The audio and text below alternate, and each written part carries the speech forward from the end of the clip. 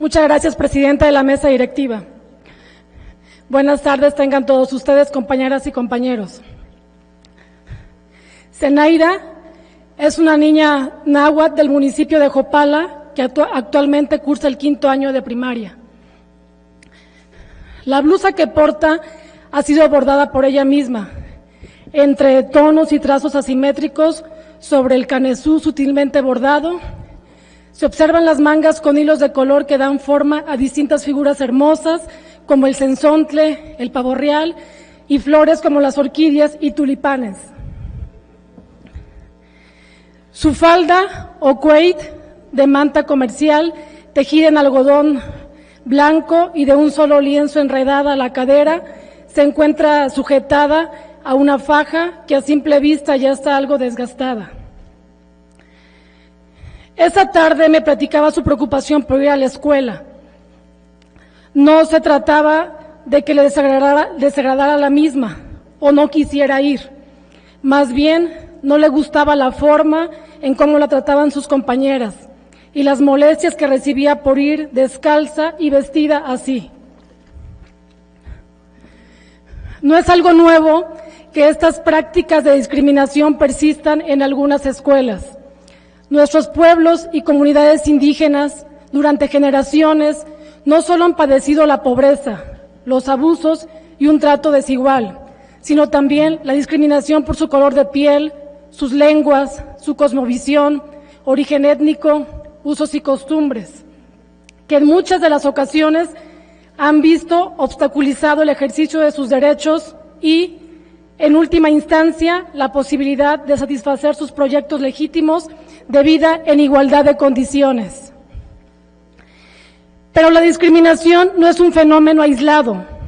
Varios son los actores que intervienen en dichas prácticas. Se dice que las niñas y los niños aprenden de lo que viven y son nuestro reflejo. Si bien estas conductas pueden afectar a cualquier persona, existen grupos o colectivos sociales como los pueblos y comunidades indígenas afromexicanas que la han padecido de manera histórica, constante y sistemática. Hasta hace algunos años, los sistemas de enseñanza no respetaban la diversidad cultural de los pueblos indígenas. La discriminación étnica y cultural en las escuelas representaba un obstáculo serio para la igualdad de acceso a la educación y propiciaba un bajo rendimiento escolar e incentivaba la tasa de deserción en educación básica. La discriminación en los procesos educativos se expresa en múltiples dimensiones de clase, género e identidad étnico-cultural.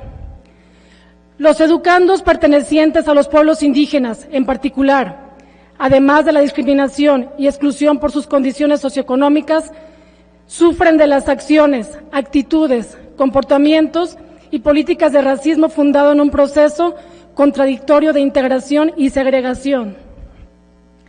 Esto, inevitablemente, incide en la dimensión pedagógica y en las prácticas escolares y docentes, lo que impide a los pueblos y comunidades indígenas el desarrollo de sus culturas, en el marco de su identidad, sus autogobiernos y concepciones de vida. No olvidemos que los pueblos y las comunidades indígenas y afromexicanas también forman parte del escenario público y político. También debemos rescatarlas de la historia del olvido y trabajar con ellas para que aquella brecha y deuda histórica pueda comenzar a reducirse. No se les puede negar a los pueblos indígenas el derecho a una educación de calidad, con pertinencia cultural y en igualdad de condiciones materiales que la ofrecida a otros sectores de la sociedad. No es una opción aquella discriminación sutil que aparentemente disminuye el problema. Esto se trata de un problema estructural, histórico, y debe corregirse.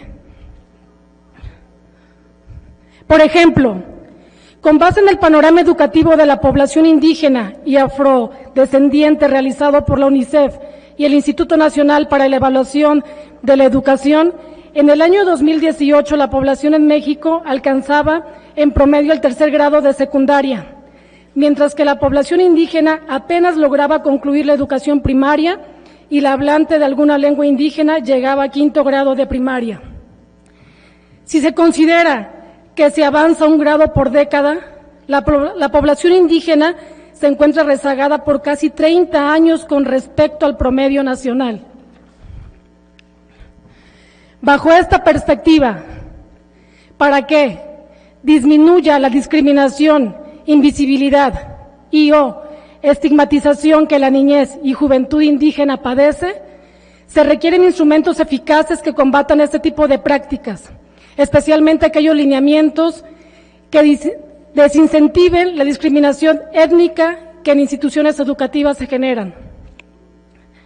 Es por ello, y a fin de combatir la discriminación que los pueblos y comunidades indígenas y afromexicanas padecen en distintas instituciones educativas, propongo reformar el artículo 35 de la Ley de Derechos, Cultura y Desarrollo de los Pueblos y Comunidades Indígenas del Estado de Puebla para que el Estado, a través de sus instancias educativas correspondientes y en consulta con los pueblos y comunidades indígenas y afromexicanas, adopte medidas eficaces para eliminar, dentro del sistema educativo estatal, los prejuicios, la discriminación y los adjetivos que denigren a las personas indígenas y afromexicanas.